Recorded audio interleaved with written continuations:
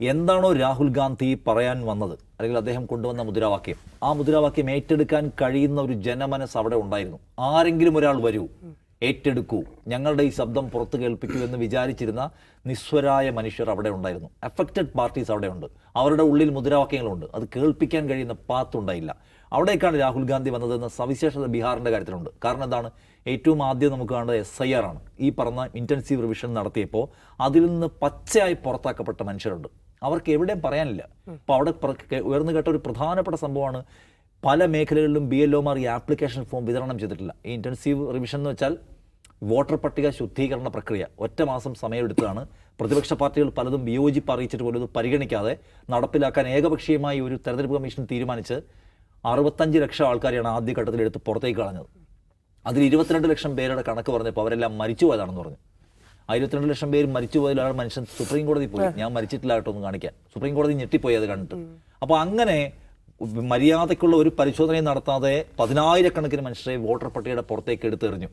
ആ എറിഞ്ഞു കളഞ്ഞ മനുഷ്യർ ആരൊക്കെയാണ്, എവിടെ നിന്നുള്ളവരാണ്, അവരുടെ മതജാതി വിഭാഗങ്ങൾ ഏതാണ് എന്നതിൻ്റെ വിവരങ്ങൾ പരിശോധിക്കുമ്പോൾ നമുക്കതിനകത്തെ ആസൂത്രണത്തിൻ്റെ ഗൂഢാലോചനയുടെ വിവരങ്ങൾ കുറച്ചുകൂടി സ്പഷ്ടമായിട്ട് മനസ്സിലാവും. എന്ന് മാത്രമല്ല, ഈ പുറത്താക്കിയവരുടെ വിവരങ്ങൾ എവിടെയും പബ്ലിഷ് ചെയ്യുക പോലും ചെയ്തില്ല.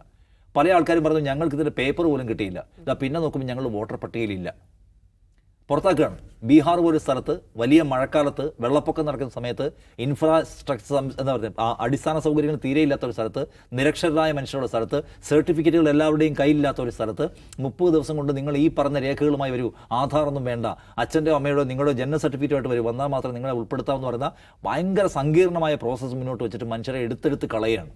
അപ്പോൾ അതിൽ പുറത്താക്കപ്പെട്ട മനുഷ്യർ, ഞങ്ങൾക്ക് എവിടെയാണ് ഇനി ആലംബം, ഞങ്ങളുടെ കയ്യിൽ അവസാനത്തെ ആശ്രയമായിരുന്ന ഞങ്ങളുടെ വോട്ടും പോയി, ഞങ്ങൾ നിരക്ഷരരായ മനുഷ്യർ, ദരിദ്രരായ മനുഷ്യർ, ഞങ്ങളുടെ കയ്യിൽ അവസാനത്തെ വെപ്പൺ എന്ന് പറയുന്നത് എന്തായിരുന്നു? അത് വോട്ടായിരുന്നു. അതും എടുത്തു കളഞ്ഞു. അങ്ങനെ അവർ നിസ്സഹായരായി നിൽക്കുമ്പോഴാണ് രാഹുൽ ഗാന്ധി ഈ വോട്ടർ അധികാർ യാത്ര എന്ന് പറയുന്ന വലിയ മൂവ്മെൻറ്റുമായിട്ട് വരുന്നത്. ആ മൂവ്മെൻറ്റ് എന്തുമാത്രം അവിടുത്തെ നാട്ടുകാർക്ക് പ്രധാനമായിരുന്നു എന്നുള്ളത് വെളിപ്പെടുത്തി തരുന്നു നമ്മൾ തെരുവോരങ്ങളിൽ കണ്ട മനുഷ്യർ പലയിടത്തും. അതായത് നിങ്ങൾ കാണണം, ബസ്സിൽ ആളുകളെ കൊണ്ടുവന്ന് ഇറക്കുന്ന പരിപാടിയൊന്നും അവിടെ ഉണ്ടായിരുന്നില്ല. ഈ യാത്ര കടന്നു പോകുന്ന വേദികളിലെല്ലാം മനുഷ്യർ കൂട്ടമായി സംഘടിച്ചു വന്നു. കുഞ്ഞുങ്ങൾ വരെ വന്ന് മുദ്രാവാക്യം വിളിച്ചു. അതായത് ഞങ്ങളുടെ വോട്ട് കട്ടു, അധികാരികളെ പുറത്തു പോകൂ.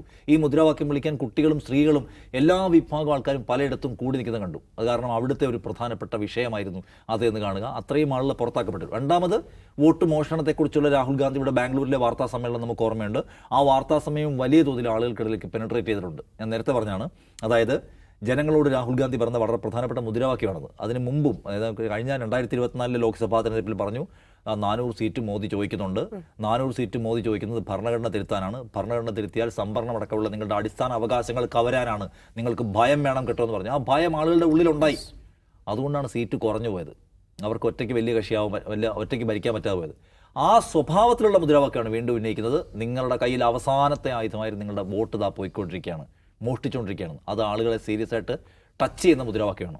ആ മുദ്രാവാക്യം ഏറ്റെടുക്കാനും അതിൻ്റെ സമരത്തിൻ്റെ ഭാഗമാകാനും ആൾക്കാർ വന്നു കൂടി എന്നുള്ളത് പ്രധാനപ്പെട്ട ഘടകമാണ്. അതുകൊണ്ട് അതിൻ്റെ അലയൊലികളെ ഈ അത്ര വേഗം മറികടക്കുക എളുപ്പമാണോ എന്ന് എനിക്ക് സംശയമാണ്. ഇപ്പം രണ്ടാമത്തെ കാര്യം, ഇന്ത്യ സഖ്യത്തിലെ എല്ലാ പ്രധാനപ്പെട്ട ലീഡേഴ്സും അതിൽ പങ്കെടുത്തു. അവരുടെ ഒരു ഐക്യത്തിൻ്റെ വേദിക കൂടിയായിരുന്നു അത്. സ്റ്റാലിൻ അവിടെ വരുന്നു, രേവന്ത് റെഡ്ഡി വരുന്നു, പ്രിയങ്ക ഗാന്ധി വരുന്നു. ഈ ഇന്ത്യ സഖ്യവുമായി ബന്ധപ്പെട്ട പ്രധാനപ്പെട്ട പോപ്പുലർ ലീഡേഴ്സ് എല്ലാവരും വന്ന് ഈ യാത്രയുടെ ഭാഗമാകുന്നത് കണ്ടതാണ്. രണ്ടാമത്തെ, കോൺഗ്രസ് എന്ന് പറയുന്ന പാർട്ടിയെ സംബന്ധിച്ച് നമ്മൾ കാണേണ്ട പ്രത്യേകതയാണ്. കോൺഗ്രസ് കഴിഞ്ഞ തവണ 70 സീറ്റിൽ അവിടെ മത്സരിച്ചു. അവർക്ക് 20-ൽ താഴെ സീറ്റുകൾ മാത്രമേ വിജയിക്കാൻ പറ്റുള്ളൂ. അവരുടെ പെർഫോമൻസ് വളരെ മോശമായിരുന്നു. അതിനുശേഷം കോൺഗ്രസിന് നമുക്കറിയാമല്ലോ, നോർത്ത് ഇന്ത്യയിലേക്ക് പോയാൽ കോൺഗ്രസ്സാണ് ഏറ്റവും തകർച്ച നേരിടുന്ന പാർട്ടി. അതിന് താഴെത്തട്ടിൽ പ്രവർത്തകരില്ല, പ്രവർത്തകർക്കുള്ളവർക്ക് തന്നെ ആവേശമില്ല, നേതാക്കളാകെ തന്നെ മടുപ്പിലാണ്. അവിടെയാണ് രാഹുൽ ഗാന്ധി നേരിട്ടിറങ്ങി വന്ന് ഒരു യാത്രയ്ക്ക് നേതൃത്വം കൊടുക്കുകയും ആ യാത്ര ജനങ്ങളെയും ഒപ്പം കോൺഗ്രസ്സുകാരെയും സ്വാധീനിക്കുന്നു.